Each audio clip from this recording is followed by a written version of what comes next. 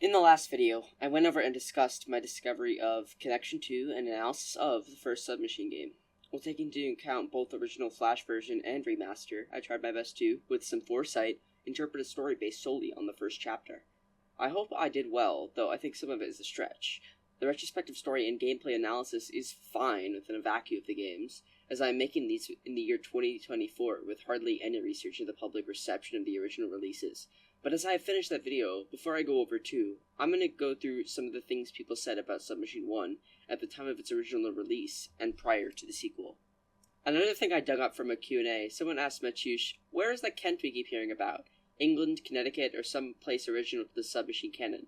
And he answered, Kent is somewhere unrelated to your geographical layout, at least of our layer that we humans occupy right now. While this might not mean much to you right now, it has a lot of implications that I'm going to go over in the future. Here's a forum post from 2005 on the game's creator's old website, revosia.com. While today his website is mateuszskutnik.com, it was originally dedicated to a series of comic books he wrote going under the moniker of Murtaugh on the forums. This is the first post about Submachine, revealing the game and accepting feedback on it. An interesting tidbit, Murtaugh says, in Submachine 1, the diary page is pointless. It was only created to distract players. However, the story is growing, and in Submachine 2, the diary will take part in solving the game. This shows that maybe my comments about camping under the waterfall were not so accurate. The original diary page in the first version of Submachine 1 was not integral to the game's stories, but retroactively became the root. To be fair, Submachine 1 was originally intended to be a one-off game. John Thomas says, I really enjoyed this version as well as the original. It is by far the best free down-dash loadable game. Keep up the good work and keep the new versions coming. A side note, I was playing the game without the sound. It is way better with sound. It adds to the charm of the game. Thanks, John. I love how people used to talk on the internet. It was like they were writing letters, forums especially. An anonymous user says, finally, many hours wasted on that game, and finally we did it. Me and a friend, we did it. We both did it. She figured out things I didn't, and I did stuff she didn't know, so we finally did it! Smile, smile, smile, smile, smile, smile, smile, smile. Oh my, finally I'm out of there! Anyway, that aside, at the end of Chapter 1, you traveled down through the exit elevator deeper into the Submachine. You traveled until you found another one-way door, one that leads into the lighthouse. Inside sits an old arcade machine. It is non-functional. Inside of a small hatch at the bottom of it is a crystalline energy shard, originally named the Wisdom Gem. To the left, there's a broken phonograph on the ground. You find a message on the wall. Someone has been here before and somehow became trapped. You find a stand with an item insert, then go up some stairs to get a gear and a small micro-stabilizer on a chair. These are the secret items, rewarded to vigilant players who pay close attention to their surroundings. You insert the energy crystal to the stand and add the cogwheel back to the phonograph, which begins to play this chapter's ambient soundtrack.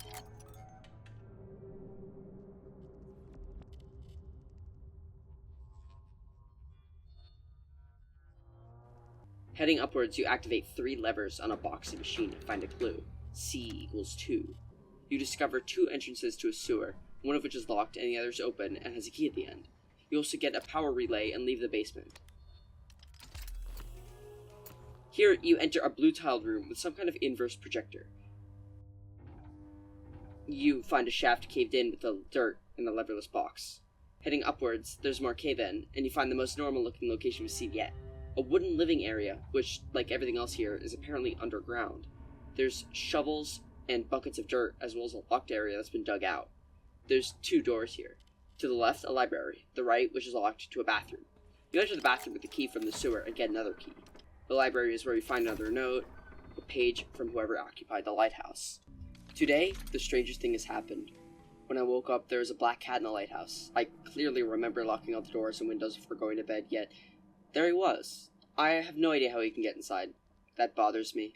I named him Einstein, since he's apparently capable of breaking the time and space barrier as he wishes, as all cats do, probably, but this particular one did that in front of my very eyes. Well, not exactly, but it's undeniable that he's here now. Just wondering if that has anything to do with my ability to build cross-dimensional portals with my Karma arm. Guess we'll see in time.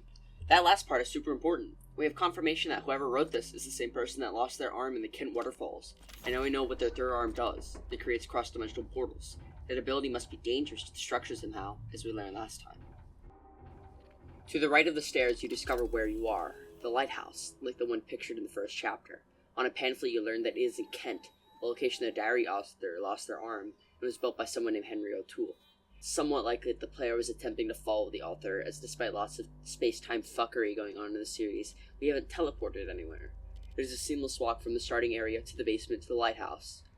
On the wall is the third drawing we've seen of the lighthouse, and yet again it contains a clue to solving a puzzle. To the right, we see cabins.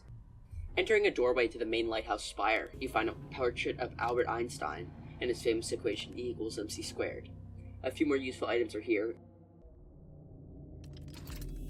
and we finally go back to the basement to enter the sewers.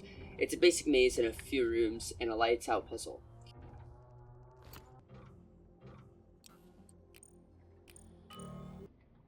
You get a lever handle, a negative coil, and a new note. My dear Elizabeth, even in my strangest dreams, I never thought I would be able to create cross-dimensional pathways leading to new, unexplored places. My new experiment took me right below the lighthouse, straight into the buried remains of the original construction. You can call me a discoverer from now on. Mind you, I only used a crystalline shard I found lately as a source of energy. Imagine where we could possibly go using the lighthouse itself and its full power of light. I'm considering moving to another place in the next 32 days. Will you take care of Einstein for me? Yours, M. With this note, we're introduced to a new character, Elizabeth. We also now know the name, or at least the initial of, the diary author, M. We are also clued into the fact that this lighthouse was not used for its ordinary purpose of providing light to sailing ships, but as a source of energy for creating portals. Later, you unlock the lighthouse's second floor and discover 2 more rooms. To the left, there's a typewriter with a note in it. So I'm just trying to live my life peacefully, not disturbing anyone. The job of a lighthouse keeper seemed to be the right fit for me. I wanted to spend the rest of my life in that lighthouse. After 5 months, my isolation came to an end when they decided to bury the building. My worst fear ever is to be buried alive. But what about being buried alive inside of a building? I didn't want to take any chances. I'm leaving today. For those who follow me, I am sorry. Sincerely, Mer. This is the second page to that original note from the basement. Our character M has been upgraded to 3 letters, Mer. When we find that some bad actor has buried Mer inside his lighthouse alive, likely as punishment for threatening the integrity of the structure of this portal making. Yet somehow he has found a way to escape. In this room, you obtain a movie memory and move on to the right room. Here's a glowing green box where you enter the code from the lighthouse drawing and get a light bulb. Above the bed is a cool looking mechanism which is 5 microstabilizers. Next, you bridge a wire to activate a lever and complete a puzzle with E equals mc squared.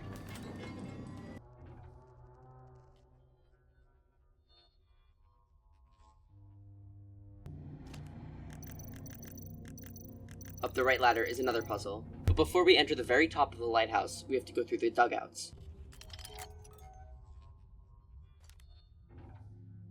The only thing of note here is a coil.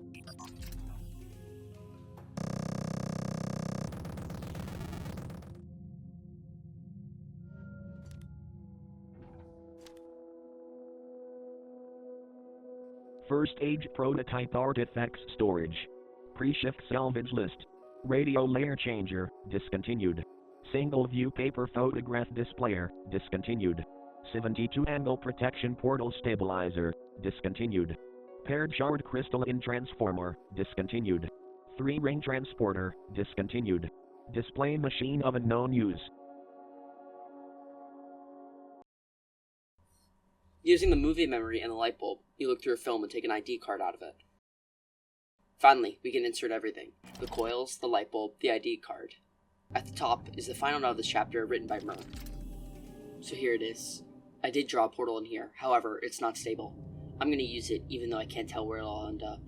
Feel free to use this door whenever you like, just remember that the number of places it can take you to is beyond wildest imagination. Or I'm just trying to keep you from exiting the lighthouse. Either way, decide for yourself if you're going to use it or not. M. With that final warning, we activate the machine. With a shining bright light, we are transported outside of the lighthouse. That is the end of chapter 2. So what did we learn? What can we conclude? Not really a whole lot, besides expanding on the story of Mer. The mysterious author has been ostracized from his society due to gaining the ability to create karmic portals with his new arm. He moved to the lighthouse in the very area where he lost his arm, Kent, but he kept making portals. So people from his society buried the entire lighthouse underground, or somehow moved it underground, leading to Mer modifying or constructing the light portal to escape. As the player, we seemingly have followed Mer to the basement and into the lighthouse. Continuing on his trail, we followed him through the light portal to wherever he ended up. It seems that these structures were discovered by mankind, not built by us. The nonsensical nature of it seems to serve no purpose. A lighthouse covered with steel and not glass. Besides that, I think that stuff about karma energy is interesting. The ability to create portals or wormholes within space.